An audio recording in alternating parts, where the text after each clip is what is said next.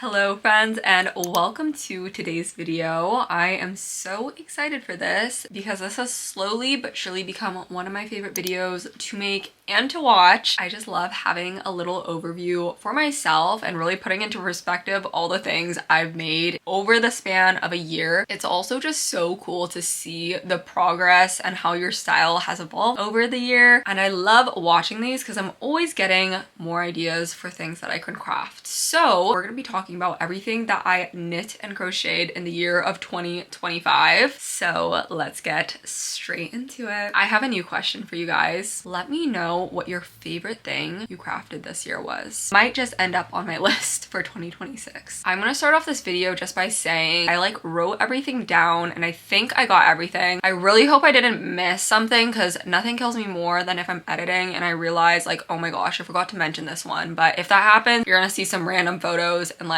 photo booth me talking because we can't miss anything. Oh, where's my list? I started actually tracking everything I'm making as I'm making it. All the blue stuff that I highlighted is knit or crochet. And you will also see, sorry, I'm yapping so much before I even started this video, but I'm just excited to talk about it. You will see I slowly converted into more knitting, which is such an interesting pattern to see because I was so over my dead body that I'd ever become a knitter. I'm still not really a knitter. I'm quite bad, honestly. Enough yapping, let's get into my list. I will also be linking, of course, all the patterns I use and then also other videos because there's either a video or some kind of short form reel or something about pretty much all of these things because I film everything. So starting off, I made a Sophie scarf. I actually don't remember the date that I did this, but I think it was this year and I think this was the start of my knitting journey. So it holds a special place in my heart. It also holds a special place in my heart because I made it. I never wore it because I don't really wear scarves that much in freaking California, but I just got back from a trip to Japan and this scarf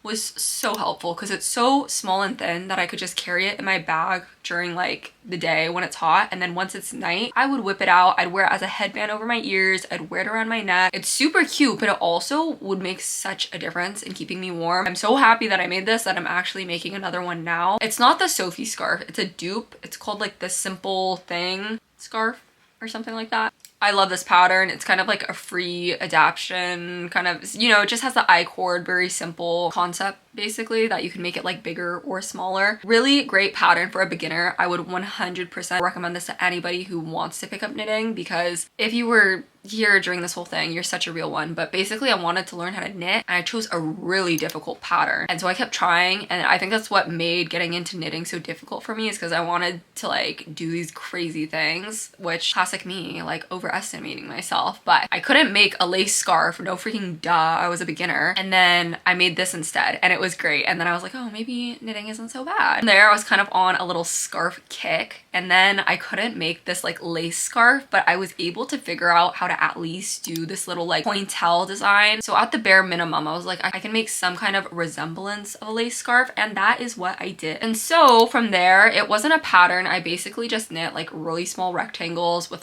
random yarn that I had. Pretty simple. It was really helpful because I was starting to kind of understand what certain stitches were doing in knitting, and they're so quick. So I started to learn a little bit slowly. I also actually wore these ones in Japan. I love it. I kind of wish that I was somewhere colder where I could wear scarves more. Maybe I just need to get over it and wear more scarves in California, but it really feels very silly. Okay, the first crochet item of 2025 was actually, it was almost a flop, but it was not a flop. It was just made way more difficult than it had to be, but it still turned out good, so I can't be that mad about it. I think this was in the beginning of my crochet knit challenge videos where I'd knit or crochet for 12 hours, 24 hours. So I did either 12 or 24 hours for this one. So it actually worked up pretty quick. Inspired by a Pinterest photo, and this is one of the top things I wanted to make in 2025, and I knocked it out early and I'm really happy with how it turned out. But after I posted that video, everyone was like, Melanie, why did you not just make this a raglan top? Because I built it from the bottom up, which clearly once you see the photo, the construction, it's why did I think it was built from the bottom up? I made it so much harder for myself. It still looks really cute and I'm happy with it, and I actually wear it because I don't wear a lot of crochet clothing items that I make, but I made this one with, I think it's rayon. I don't remember. It's like a bamboo fiber. Pretty soft. The yarn was really thin, and I think I did it in half double crochets, so it was like a little bit lighter. I don't know. To be honest, my least favorite thing about this top is the colors I chose. Don't know what I was thinking. It looks like Alice in Wonderland, but yeah, don't know what I was thinking. That's why we should do swatches. From there, I made 2 knit beanies. These were so easy. This is when I started discovering using really big needles and chunky yarn. And I think I just made this because Alex was kind of like, oh, I should get beanies because my head's cold. And I was like, say less. I know how to knit now. So I made us matching or like similar beanies. I also wore this in Japan. Never wore it in California, but wore it in Japan. It was so helpful. It's super chunky. I swear you could make this in like, I could be wrong, but I feel like I made it in definitely under 2 hours. Mine was also really short, so that made it easier too. I don't even remember if I followed a pattern for this. I think I just made a rectangle, made it the right like width and length and like ribbed it. And then I think at the top, I just like cinched it with yarn. I could be wrong. I don't quite remember. Oh gosh. From there, we get into like me learning how to knit more. And so then the next step was the cloud sweater, which is very beginner friendly. I think this is not a bad pattern to begin with if you're new to knitting and trying to learn how to knit. However, I still kind of, I don't want to say regret because I don't really regret anything, but I do wish I did like the step-by-step sweater by Florence, I think Miller, instead, just because I think I really need some kind of video to go along with written instructions. The cloud sweater ended up being okay, other than the fact that I made it way too big because I made the gauge match pre-blocked. It's massive. It's still wearable, honestly. It's probably like the size of the sweater I'm wearing now. Like I wear a lot of oversized stuff, so it's fine. But the other thing is I knit it in Lion's brand Fisherman's wool because I wanted to use cheaper yarn. That was when I realized like using nice yarn is like actually really expensive. And so then I just did Fisherman's wool, which was a lot cheaper. Like knitting the sweater was like under 20 bucks. But then it's like, it's so itchy. It's so itchy. I've worn it, but it's so itchy. I also made so many mistakes along the way. A lot of them just me being a fool. Like the arms were like the wrong length and I had to like undo half of it. But you know, every mistake I learned from a little bit. I say as I continue to make the same mistake. It just takes a lot of reinforcement for me. But all is well. I think that was a good learning experience and I definitely want to make that sweater again. I don't know why it's taken me so long to make another one, but the whole plan was to like make one with the cheaper yarn so that I could invest in like a nicer yarn and a mohair and not like, you know, mess it up a bunch. So I still plan to do that soon now that I understand knitting as a whole better. I think I had extra like leftover yarn from my little Sophie scarf dupe and I didn't know what to do with it, but I love the look of like the bubble crochet pouches. And so I made like a mini coin pouch. I lined it and everything and I used these really cute kind of like antique-y looking zippers. So I actually really like this pouch. I honestly don't know what I'm using it for right now. Probably like trinkets. I don't know. I have so many pouches and they all hold like random kind of useless stuff. But I really like how this turned out. I honestly should have just made it a bigger pouch because I still have leftover yarn. I don't know what to do with it. I'm really bad at gauging how much, like how to use up my yarn accurately. But long story short, this is so adorable. I think I didn't follow any like actual pattern. I just learned how to do the bubble stitch and then, you know, made a rectangle, turned it into a little thing, sewed a lining. I think this is adorable. 10 out of 10. Would make so many more of them just for me to like not know what to use them for. Oh, see, I already forgot that I made this. Like I read my description and I don't even remember, but I made a flower crochet bag and the purpose of this was to make kind of like a tutorial of my favorites, like my favorite crochet item. And that was this other bag that I made just out of granny squares, no pattern. And so I remade it with kind of a different granny square template that I just watched like a YouTube tutorial for, but then I wrote like a whole like pattern description on how I connected them, how I turned it into a bag, how I added the strap, how I lined it, how I added zipper, like all those things. So this is a pretty durable, good quality bag now because I lined it with like a really heavy canvas. I added a bunch of pockets. I added the cute antique zipper. I think it ended up being a lot bigger than I thought it was gonna be in my head, which is fine. And I still use it. It's just definitely closer to like a tote bag size than to a purse. And the original one I made was more of a purse style, but obviously that just has to do with the gauge of your granny square square, how thick the yarn you're using is, how big the granny squares are, because I think they both had 2x3 granny squares, but my granny square itself was just a lot bigger for this flower one versus my original one. So that's cool because you can adjust it so much. But I did make a pattern for this that I posted on Ravelry. So that was cool because I kind of learned about pattern writing. I would love to write more patterns. Honestly, I don't think I'm very good at it, but I get a lot of questions on how I make things. So sometimes it is easier if I just have it written out so I can direct people. But then sometimes it's also kind of scary because I feel like you kind of get in trouble if your pattern's not good, even though like I don't know what I'm doing. I'm just trying to be helpful, but sometimes it fails. Anyways, I don't know why I'm like defending myself right now. This one actually I think took kind of like a really long time, but it makes sense. It had a lot of steps to it and it's a big bag. Okay, next was a fun little one. I made these little like sumo wrestling guy keychains, and this was fun because I think there was like a wall of different little knit keychains at this craft store that Alex and I went to in Boston the previous year. It took me so long to get to it, but we saw that wall. It was so cute. I literally thought it was crochet, and so then I was like, Alex, choose any one of these and I can make it. I can make it.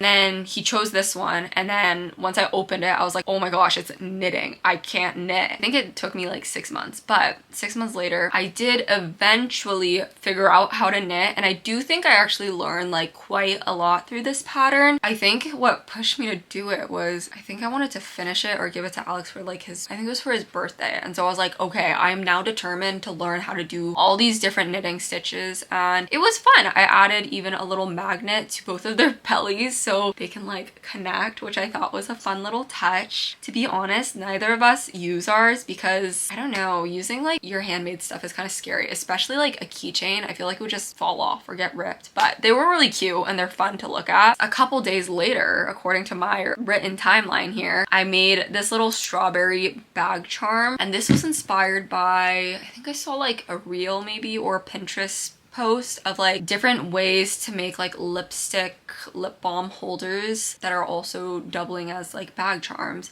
And so I think the original one I saw was a flower, but I decided to make a strawberry one. So it's like the base of the strawberry, you can put anything you want in it, and then it has a strap. The leaves of the strawberry are like the lid. So it's not the most secure thing ever. Like honestly, your things could fall out of it, so you probably don't want to put something like expensive in it, but for like lip balm it holds it pretty well. To be honest, it's been on my work bag and it's more like decoration now. It's like just a cute little strawberry charm. I don't always have stuff like in there, but it's still such a fun concept. Like I've been wanting to make more of these in different little fun fruits. I don't know, it's always fruit. I haven't gotten to it, but I think it's such a fun way, especially because bag charms are so in now, like such a fun way to make a crochet bag charm that is practical. Ooh, and then we're in May now because I wrote the dates down for everything. In May, I learned how to knit the Sabai top. That was a good one, honestly. Pretty beginner friendly, went way smoother. I like bought the correct yarn. I actually wear it. I don't think I messed up that much in it. I filmed like a full video on the process, and this one was fun. It was like summertime or something. I made it in a fun yellow color, and it was kind of like, wow, I can actually like follow directions and make something successfully. This is a nice change. Then I made this little like pointelle headscarf. I don't know, sometimes I choose like filler projects because I just want to do the active knitting, and so I find a project that can be kind of mindless. So that's what this was. I haven't worn it, but I like mean to wear it. I just like always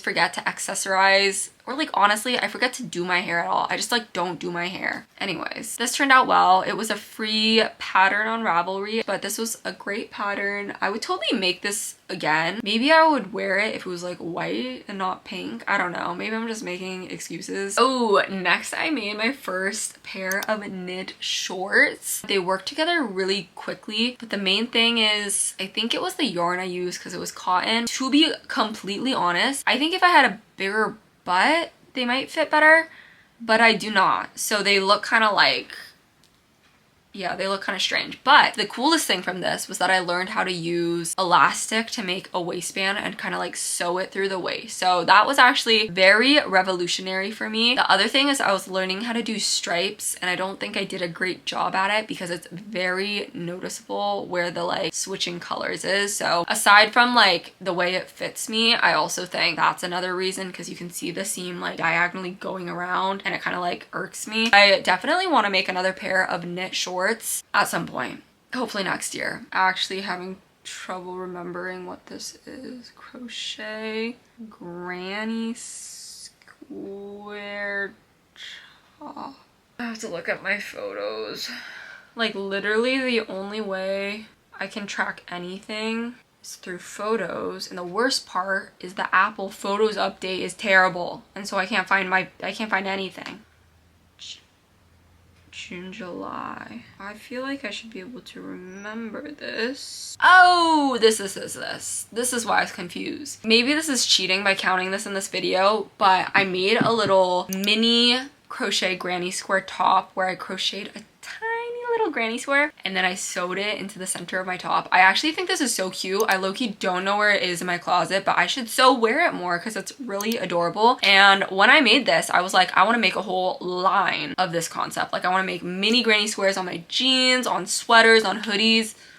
I haven't made it since, but I still really mean to because those were fun, so quick. I think it's so cute, and I love I just love crafts so much that I like making craftsy aesthetic stuff. The other thing I made were some crochet headphone cases or like covers. These turned out really cute. The only thing is like I don't really use these headphones that much. Low-key, like maybe when I'm cleaning. I don't know. I'm just not a big headphone person. I'm more of an AirPods person, but I will say these made me like my headphones more because now they look like an accessory. These ones I totally like improvised, and I think they turned out like even better than I expected them to. I followed a YouTube tutorial, I think, for the pattern of the granny circle square. Instead of turning it into like a square, I just like made a border to go around the edges and used a piece of yarn to like tie it around the headphones, and it works great. I think it's so adorable. It's such a quick project too. I think it took like a day, 2 days, I'm not sure. It was really quick, and you could just do it with so many different styles of granny square also. I remember seeing like star ones or different more flower looking ones, and they're honestly all super cute. Then made my next Sabai top. I think there's 2 versions that came with the pattern. One of the versions has ribbing, so I did both of them. I think the second time I did the one with the ribbing, I believe. I made it a very minimal kind of like gray, I think. I don't think I meant for it to be gray. I was also learning how to buy yarn online, to be honest, so I've made a lot of mistakes with that. I think I wanted it to be more like cream white, but it's okay. I wear this one too. I love just this like shape of top where it's kind of like a straight cut. It's like a nice tank top that's not too like showy either, so I could totally wear it to work or somewhere a little more formal. And yeah, I love how this turned out. I would so make more of these. I then made another crochet top. I think I made a video explaining a little bit more of like the pattern, the construction of it, but this time I made it raglan, and so it was way easier. I did make it differently though. It was like a lot more holy. I think I might have done double crochet instead of half double crochet and like bigger gaps, so it almost feels more like a cover up, or like you definitely have to wear it on top of a tank top. The construction of it was so much easier. I was like, I cannot believe I thought what I was doing was correct the first time. Like that was actually kind of insane of me. Then I got gifted a lovely knitting kit from We Are Knitters, and so of course that was going to be the next project. I think it was kind of revolutionary for me because I was using the biggest needles I've ever used in my life. It was like size 15, so they're huge, and then the yarn was so chunky, and so like knitting it would just work together so insanely fast, which was a nice shift. And I was able to make this cardigan, I think, in less than like 2 weeks, which I think like that's a very like, that's still kind of long to other people, but for me it felt very quick. And this was kind of the type where you just make a bunch of squares and stitch them together. I remember it being so easy with the pattern and the videos and all the instructions they give you. I just remembered now that it also came with like a clothing tag, and I never attached it, so I need to do that when I get back to my apartment. But that one was super fun. I don't know why it took me so long, but I wore it recently and I was like, this is like the best thing ever. It's so comfy, it's so chunky, it's like as warm as a freaking jacket, even though it's a cardigan, because the yarn is so thick. Would totally make it again. I did like adjust the pattern a little bit to make everything a little more cropped. Like I made a size medium, I think, because I wanted it to be big, but then I made like the sleeves cropped and the length a little cropped. And so for some reason I must have done more wrong, because I have like, I think they gave me like 8 balls of yarn, and I think I still have like 4 of them. Like I can make a whole nother cardigan. We're gonna figure out what to do with the rest of that yarn now. Okay guys, we are nearing kind of the end a little bit, not really, but we're kind of getting there. Oh, maybe this is where the gap, okay, this is where the big gap is for ceramics classes. I guess I took like a month off of knitting or crocheting anything. Like I finished my cardigan at the end of September, and then the next item I finished was the end of November. That's not that crazy. I was still making other stuff too. Anyways, the next thing I made were a pair of sailor slippers. I made these for my dad for Christmas actually. So they're wrapped under the tree right now while I'm filming this. But okay, I didn't write this down. I made another like free YouTube version of a felted slipper because this was my like getting into felting era, but I didn't write it down because I never finished it. I only made one slipper and I'm like still in the middle of making the second one, but I'm not gonna lie, I don't know if I'm gonna finish it because I low-key feel like I'm not gonna wear them. Like you can only have so many slippers, and I already decided I want to make myself a pair of sailor slippers, so we'll see. I don't like having unfinished projects though, because I literally already have one full slipper. So I should finish it, but making the sailor slippers was so fun, like seeing it come together after felting and shrinking so much. It's crazy how much stuff shrinks when you felt it. And I don't know, it's just kind of magical because it's still knitting, but it feels like a completely different craft because you can make very durable things when you felt really sturdy bags and you don't have to worry about like holes or, you know, things with like more structure. Like I think it would be great for making baskets. So this is my felting era. I'm still in it right now. I then made this mini like knitting scarf ornament. This might also be cheating a little bit because it was like I knit a really micro mini little scarf and then shoved it in a clear glass ornament, and I love it because I look at it now and it makes me so happy to see it. I think this would also be such a cute gift. Wow, okay, we are nearing the end. The next thing I knit was a pair of fingerless gloves. I finished these just last month. I decided I wanted fingerless gloves in Japan, so I started knitting them like right before. I wasn't sure if I was gonna be able to finish them in time, but luckily I finished them right when I needed them on the trip. I mean, it would have been nicer to have them a little bit sooner, but I had them finished for like the coldest nights and they were so helpful. It's so much easier to make fingerless gloves than, you know, gloves with fingers obviously, but they worked out pretty quick. Despite me like traveling and stuff, I was able to like work on them on the trains and like on the flight and stuff, and that was with using double pointed needles. So if you had smaller needles, like short needles to work in the round, I think you can make these so quick. My friend actually started making them also with me and she finished hers so quick with her double pointed needles, and she was working on it even more during the trip. Like she was doing it on the bus too. And so I would totally make this again. I honestly messed up so much on this pattern, but they're still cute and wearable. It was also my first time knitting with mohair, so that was a fun experience. And oh my gosh guys, I feel so blessed. I don't know what happened, but I found so much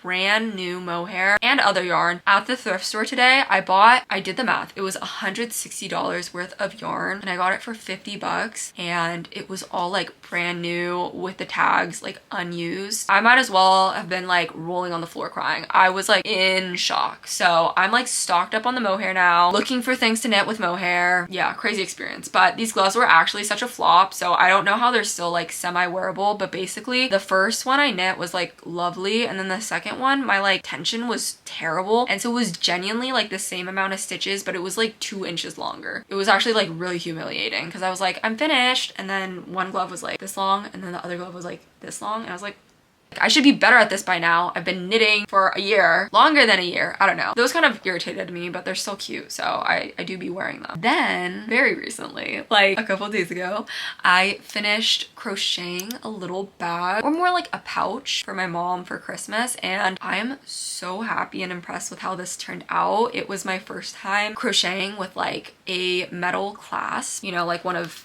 these types of clasps, but you can just buy them plain and then you can stitch them into your crochet, sewing, knit, whatever pouch. And I bought a couple different types of these metal clasps, so I'm really looking forward to playing around with this more. The one I made for my mom is so cute. I think she's gonna love it. And I also did it in, I think it was called the Jasmine flower stitch. I don't quite remember, but it was my first time doing this stitch, and yeah, I think it went really well. Would 100% make another one of these. I think it's a great gift. I think I already want one. I want 10 of them. It would be so cute to have this and like keep it open and have all your makeup products in it, but it could totally be like a going out pouch too. Like it could be your purse because it's just that stinking cute and it's like spacious enough. I have a lot of Pinterest inspo with these kind of clasps and I've seen it with like different stitches too. So I definitely want to play around with this more. I also got different clasps.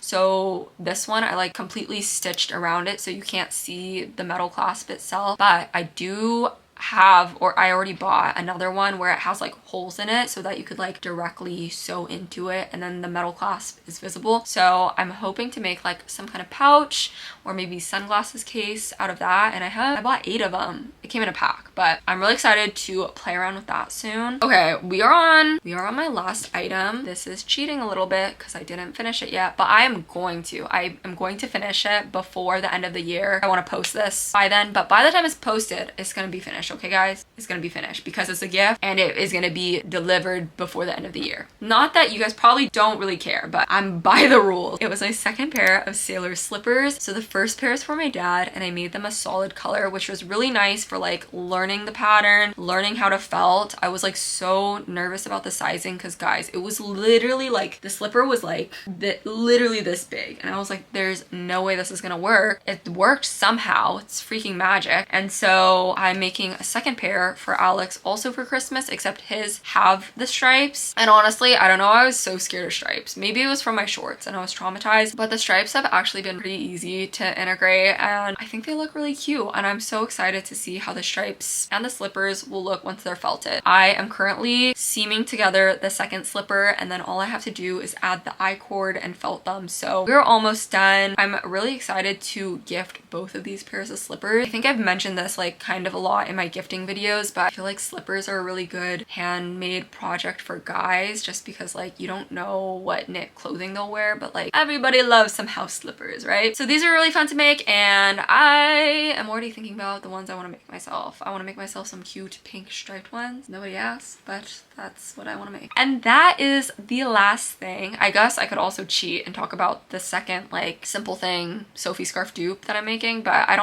I'll probably finish it. I don't know if I'll finish it. Anyways, that is everything I knit and crocheted this year. Hopefully I didn't miss anything. But yeah, that was so fun. It was kind of like my knitting crochet wrapped. Like I have so much fun thinking about the different stages I was in and the different purposes for all these things that I was making, whether it was a gift or for myself or for a trip or like, you know, just the moment in life that it resembled. But I'm being so nostalgic right now. Oh my gosh, I just love end of year videos. They're so fun. Hopefully this video was a fun watch. Hopefully you enjoyed listening to me literally yap your ear off for so long. Once again, I would love to hear your favorite thing that you made this year. Give me some inspo for 2026. I also am in the works of making my 2026 crafting plans. I don't think I've made one of these videos before, but I want to. So we're gonna do that. But other than that, thank you guys so much for joining me. I hope you guys had an amazing 2025 and I hope you guys made some fun things that you can always remember this year by. Other than that, thank you guys so much for being with me, whether it was for this video or this whole year. I just appreciate you so much. So thank you for watching and I will see you guys in my next video. Bye guys.